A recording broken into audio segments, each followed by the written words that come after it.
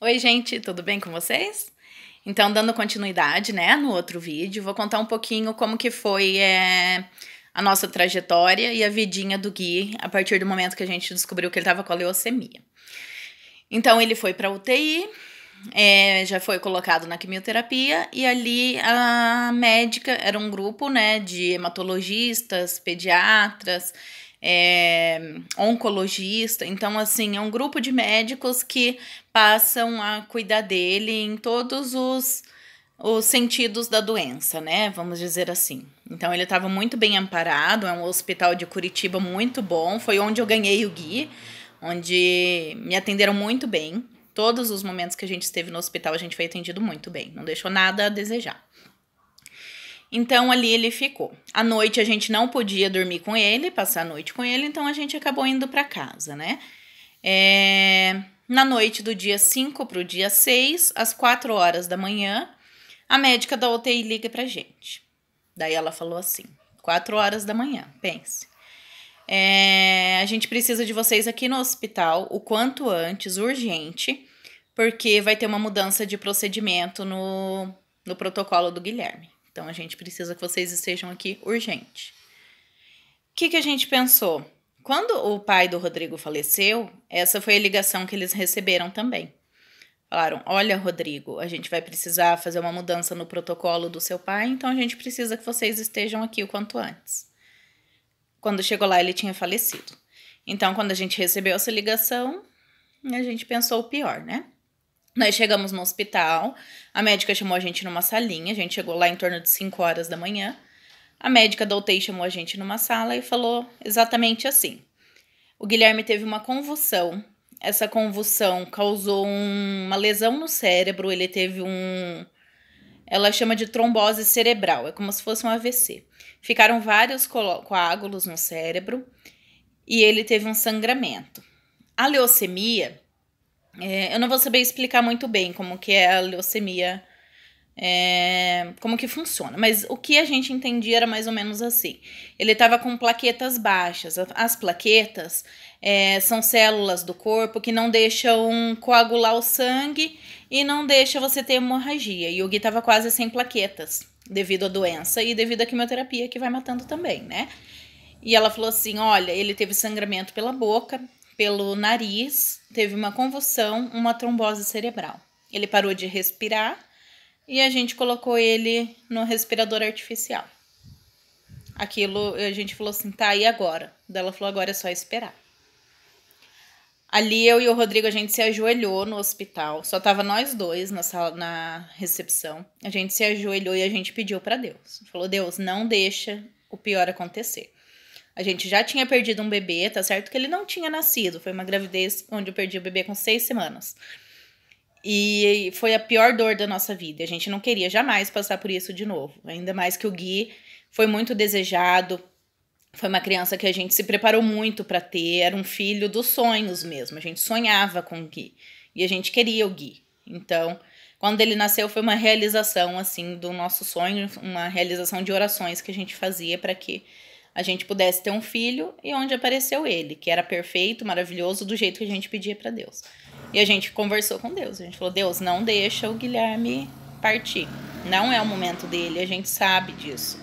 Então a gente pede que o Senhor abençoe a mão dos médicos e que eles façam o melhor. Quando eu fui ver o Gui, ele estava muito inchado, muito, muito, muito inchado depois disso tudo. A boquinha dele, o nariz estava tudo sujo de sangue, aquele tubo na boca do respirador, estava com sonda. Ele estava horrível, gente, estava muito feio. Eu saí da UTI, não quis mais voltar. Só chorei aquele dia, eu só chorei, chorei, chorei. Não conseguia comer, não conseguia fazer nada. Uma dor de cabeça que parecia que minha cabeça ia cair. E daí os médicos vinham para dar notícia. Então, uma vez por dia, 2 vezes por dia, eles passavam, né, a visita na UTI para contar pra gente como que era a situação dele. Em nenhum momento eles chegaram, num primeiro momento, depois que chegou passar por tudo isso, uma das médicas falou que a situação dele era gravíssima. Depois foi só melhorando, graças a Deus. Então ele ficou com sonda no pipizinho para poder fazer o xixi, porque os rins podem parar de funcionar. Ele ficou com sonda no nariz, porque ele não podia se alimentar, então era só com com aquela fórmula que eles colocam, né? Ai, gente, desculpa. Ai, desculpa. E ele tava todo furadinho, tava com acesso na mão, no pescoço, eles colocaram catéter. Teve muitas coisas, assim, que apagou da minha mente, porque, assim, devido à situação, devido ao jeito que a gente tava muito debilitado, assim, por ver o Guilherme daquele jeito, a gente não conseguia nem pensar direito. Então, tem muitas partes, assim, que apagou da minha mente, eu não lembro. Mas eu lembro que ele tava com muitos acessos no pé, na mão, na cabeça, no pescoço. Tava todo furadinho, inchado, roxo. Tava bem feio, assim, a situação dele. E o que as médicas falaram? Que tinha descoberto qual que era a leucemia do Gui. Ele tava com a leucemia mieloide aguda. A leucemia mieloide aguda, ela avança muito rápido da noite para o dia. E ela é uma doença que atinge principalmente pessoas acima de 60 anos. Então é um pouco raro ter crianças que tenham leucemia mieloide aguda. E aconteceu com Gui. Quando é a leucemia crônica, muitas pessoas ficam na fila de espera esperando a doação de medula, fazer o transplante de medula, porque a doença não se agrava tão rapidamente. Quando é aguda, não, da noite pro dia ela pode piorar e até matar. E era exatamente essa que o Guilherme tinha.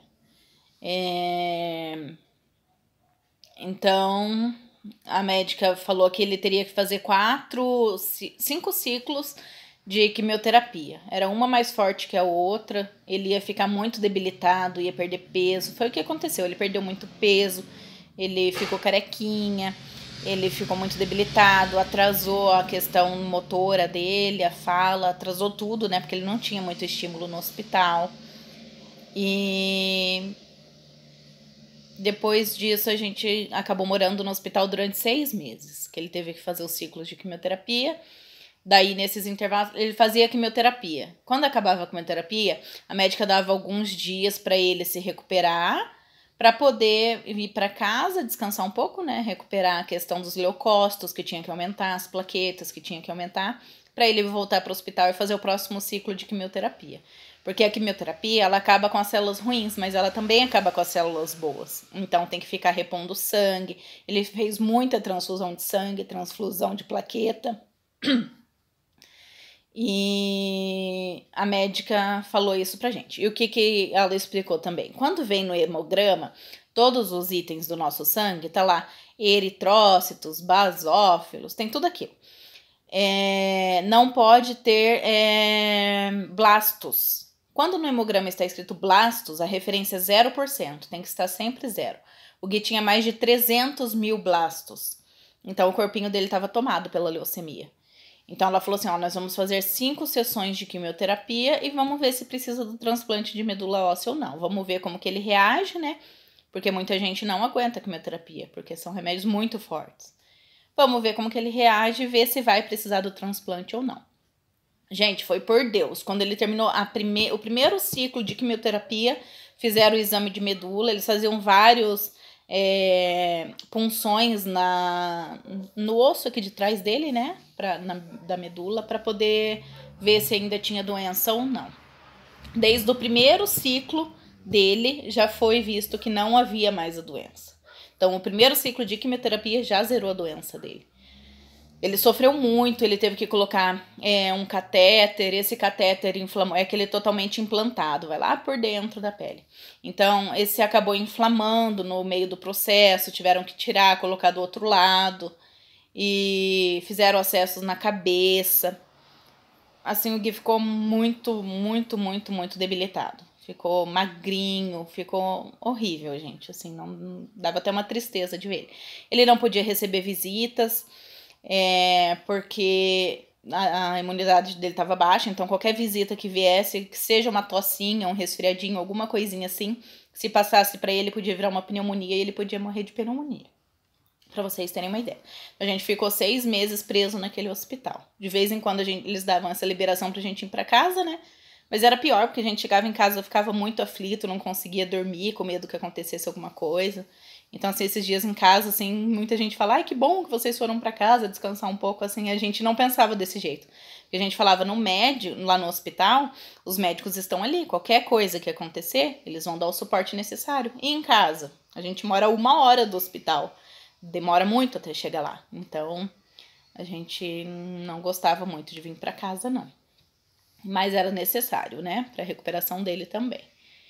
Então foram passando o tempo, quando chegou no 4º ciclo de quimioterapia dele, cada final de ciclo era feita uma punção de medula para ver como que estava o resultado, se a doença tinha voltado ou não, se tinha algum resquício ainda dos blastos ou não, e em nenhum momento teve. O que os médicos falavam muito é que a leucemia do Gui confundia muito pela questão de células jovens.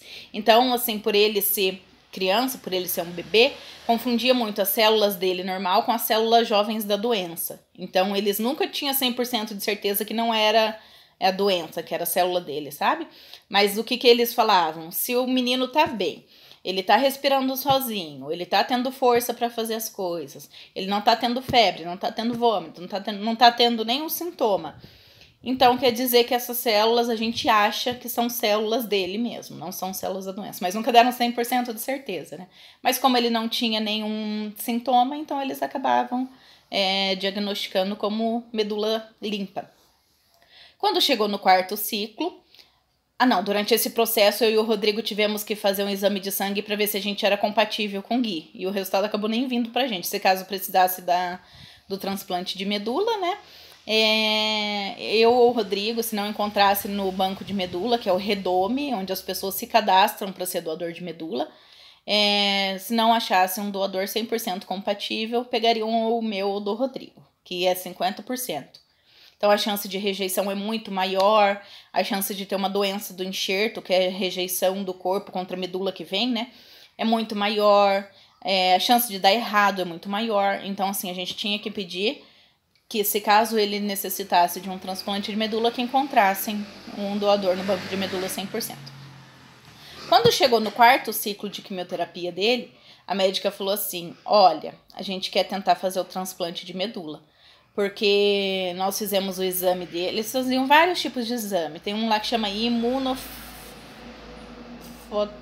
não vou lembrar, gente, imunofetopitar, não lembro, é um exame lá diferente lá. Que nesse exame ia ver qual célula dele que estava afetada. E ele tinha mais de 3... eu não sei explicar direito, mas é como se fosse 3 partes do DNA afetado, assim, sabe? Então, assim, se fosse só uma, não precisaria de transplante de medula. Como eram 3, a médica falou assim, olha, a gente não garante que a doença nunca mais vai voltar nele. Então, pode ser que ele viva 100 anos da vida dele e a doença nunca volte mais. Que ele viva esses 100 anos com saúde. Mas pode acontecer de voltar. Porque como são 3 mutações que tem nessas células, é um número grande. Então, a gente optou por fazer o transplante de medula. O que vocês acham? A gente ficou com muito medo. Porque se ele não fizesse, a doença poderia voltar. Não era certo que voltaria, mas poderia voltar.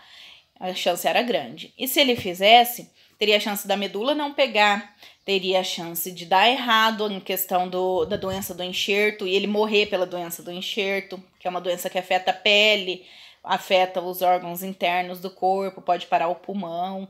Então, assim, é uma doença horrível. Tem a mucosite, que muitas pessoas sofrem, que é uma inflamação que dá em toda a mucosa da boca, toda a mucosa que você tem no corpo, inflama, a pessoa fica muito mal. Tem uns que param de se alimentar, que vomitam. Então, depois do transplante de medula sempre acontece isso, sempre as pessoas têm mucosite. E a recuperação ia ser bem demoradinha até pegar a medula, poderia ser que não pegasse. Então, a gente tinha muito medo. Mas a gente pediu para Deus uma direção e a gente decidiu. Não, claro que vamos fazer o transplante de medula, né? A gente tem fé em Deus e tudo vai dar certo. Então a gente decidiu o que ia fazer. Terminando o 4º ciclo, apareceu o nosso doador maravilhoso. A gente não sabe quem é, a gente só pode conhecer o doador de medula após 2 anos, né? Se ele quiser conhecer a gente. E o Gui não precisou fazer o 5º ciclo. Chegou no final do 4º ciclo, a médica falou, olha, encontramos um doador 100% compatível. e o Gui fez o transplante de medula. Gente, foi maravilhoso. Durante o transplante ele dormiu. O transplante de medula não é uma cirurgia, ele é infusão do sangue, como se ele estivesse recebendo sangue de alguém. Só que esse sangue é a medula que tá ali dentro, então ela tem que ser muito bem controlada, a enfermeira fica o tempo todo controlando, vai gota por gota, demora muito tempo, porque o Gui pode ter reações, pode acelerar o coração, pode ter desmaio, pode ter vários tipos de reações. Então ela ficou o tempo todo ali acompanhando o transplante, desculpa. Foi tudo bem. De reações, o que o Gui teve após o transplante? Que daí a medula zera, né? É como se ele faz uma quimioterapia antes do transplante para zerar toda a medula dele, para vir essa medula nova. É como se resetasse seu computador. Resetasse não, como se...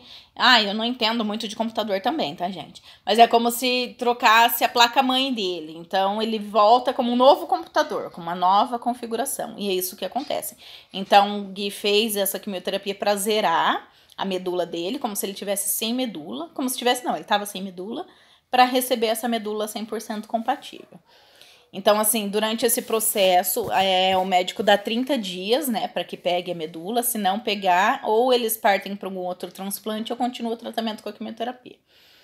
Então, no dia 18, se eu não me engano, a medula dele pegou. Durante esses 18 dias, ele teve vômito, ele teve muita diarreia, ele ficou muito assado, porque era uma diarreia química, né, devido à quimioterapia. Ele parou de comer, teve que se alimentar mais de um mês por sonda. Ele ficou bem debilitadinho, assim, após o transplante. Mas depois, quando a medula começa a pegar no corpo, quando ela vai encontrando toda a partezinha dela que ela tem que se alojar, ele foi melhorando, melhorando, melhorando e tivemos alta um mês depois do transplante. Então, foi isso, né? Foi uma trajetória difícil, durou 6 meses tudo isso. Eu tive que pedir afastamento do meu serviço. Fiquei em casa cuidando dele. Agora que eu vou voltar a trabalhar de novo, que agora ele já pode ter contato, ele não podia ter contato com pessoas, principalmente com crianças. Ainda não pode pegar sol, porque o transplante de medula faz com que a pele fique mais sensível, então ele poderia ter câncer de pele se ficasse no sol. Então o Gui teve restrições de muitas coisas, assim, alimento, tudo tinha que colocar de molho na quiboa, na água com quiboa. Não podia comer vários tipos de alimento, embutido jamais, coisas com leite também não. Então ele teve muitas restrições, assim. Agora já tá voltando ao normal, tá quase 100% já. E agora ele já tá na escolinha, já tá maravilhoso, tá um menino lindo, forte, conversador, comilão, esperto. Assim, tudo de bom aconteceu agora, depois de tudo isso que a gente passou, sabe? Então, assim, o que eu falo pra vocês? Que Deus nunca dá um fardo maior do que a gente possa carregar. Antes eu achava que isso era bobagem, que tipo, todo mundo fala e repete a mesma coisa, mas não, depois que a gente passou por isso, eu vi que realmente, as pessoas falam assim, nossa, Ana, como que você aguentou ficar 6 meses dentro de um quarto? Eu só saí 2 vezes do hospital, foi uma vez para comprar pão e uma vez para ir na farmácia. Eu não saí de perto do Gui em nenhum momento. Então as pessoas ficam assim, como que você aguentou? Você não teve depressão? Você não teve vontade de desistir? Não sei o que. Eu falei, não, gente, Deus dá força. E foi força de Deus que sustentou a gente até aqui. Porque as pessoas que atenderam a gente no hospital, os técnicos de enfermagem, os enfermeiros, os médicos, todo mundo muito bom com a gente. As pessoas iam lá tirar nossas dúvidas, brincavam com a gente, brincavam com o Gui. O Gui ficou muito feliz no hospital esse tempo todo. Por mais que ele tivesse debilitado, triste, tendo que tirar sangue todos os dias, sendo furado, passando pela mudança de catéter, tendo que fazer aqueles curativos que dói muito, elas davam um jeito de fazer ele sorrir, assim, e isso foi muito gratificante pra gente. Então, foi Deus que deu força. Não pensei em nenhum momento desistir, jamais desistiria do meu filho. Ele é um sonho realizado na nossa vida, é uma bênção de Deus, então eu jamais desistiria dele. Não fiquei deprimida de ficar dentro do hospital, muito pelo contrário, eu estava feliz de poder estar do lado dele, acompanhando tudo, cuidando dele. Então, assim, foi uma batalha, foi difícil, foi triste, mas a gente conseguiu passar por tudo isso. E o que eu deixo aqui para vocês de recado? Que vocês confiem em Deus, que vocês procurem sempre ajudar o próximo, porque isso é que vale a pena na nossa vida. Então, se você não é cadastrado ainda no banco de medulas, no Redome, vá até um lugar mais próximo, no hemocentro mais próximo da sua casa e fale que você quer ser doador de medula. O que eles vão fazer? Eles vão pegar um vidrinho com 5 ml de sangue, como se você estivesse fazendo doação de sangue, e isso vai ficar. Eles vão pegar todas as características do teu sangue, teus dados, e vai passar para um banco de dados que chama Redome. Então, o mundo inteiro tem acesso àquele. Todos os hospitais, né, do mundo inteiro têm acesso às características do teu sangue. A partir do momento que aparece uma pessoa que necessita de transplante de medula óssea, eles vão nesse banco de dados. Se você tiver as características idênticas ao que eles precisam, você será chamado. Não dói, é muito gratificante você saber que está salvando uma vida. A chance de ter um doador compatível, ou medula compatível, é 1 a cada 100 mil. E meu filho foi muito abençoado que em 2 meses a gente conseguiu esse doador. E a gente só tem a agradecer por tudo isso.